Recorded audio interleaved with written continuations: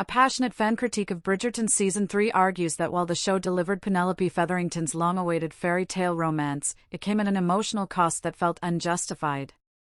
The article explores how the adaptation intensified her heartbreak compared to the books, especially in her relationship with Colin, whose behavior felt more hurtful on screen. While the show gave Penelope more agency, particularly in revealing herself as Lady Whistledown, many moments, including Colin's love confession, felt emotionally watered down.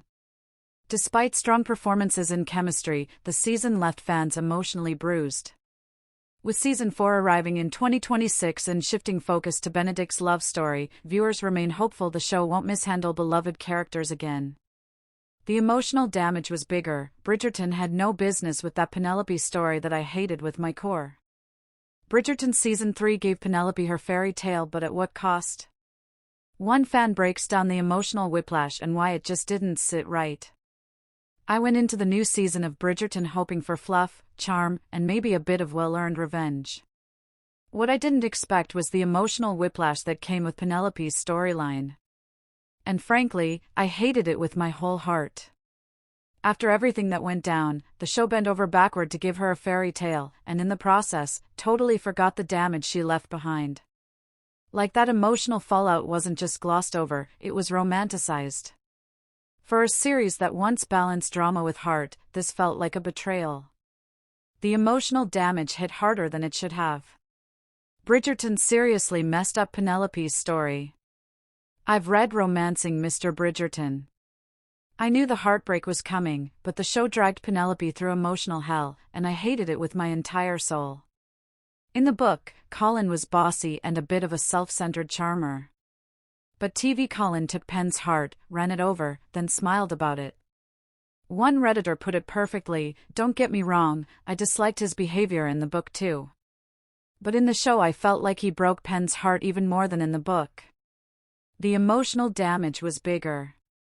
And I felt that in my bones." In Julia Quinn's fourth book, Penelope overhears Colin say he'd never marry her. Brutal, but the recovery was quick and clean. In the show, we get dragged through a whole episode and a half of cold stares and aching silences. And somehow, that made it worse. Now, I do appreciate that the show gave Penelope more agency. She chooses to reveal Lady Whistledown herself, and I love that for her. But Colin got a whole mentoring Penelope to get a husband arc that feels more like ego rehab than love. And oh please, his edited love confession. The book version was a chef's kiss. The show watered it down to A.T. To be fair, Nicola Coughlan and Luke Newton look absolutely stunning in the Season 4 first look snaps. Their chemistry is off the charts. But still, the show missed the emotional mark, and am I over it? No. Bridgerton Season 3 sure gave us the romance we waited for. But it also handed Penelope a storyline that bruised harder than it should have.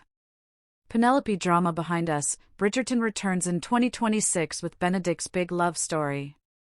Bridgerton Season 4 won't be here until 2026, and to be honest, after what they pulled with Penelope, the wait feels like emotional damage all over again. Netflix dropped a dreamy sneak peek, Benedict locking eyes with Sophie Beck at Lady Violet's masquerade, but fans are still recovering from that messy Penelope arc. Season 4 shifts the focus to Benedict and his Cinderella moment, running for 8 episodes under showrunner Jess Brownell.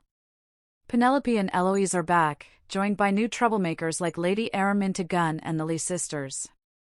With Seasons 5 and 6 already greenlit, the Regency chaos is far from over, but here's hoping they don't fumble our faves again.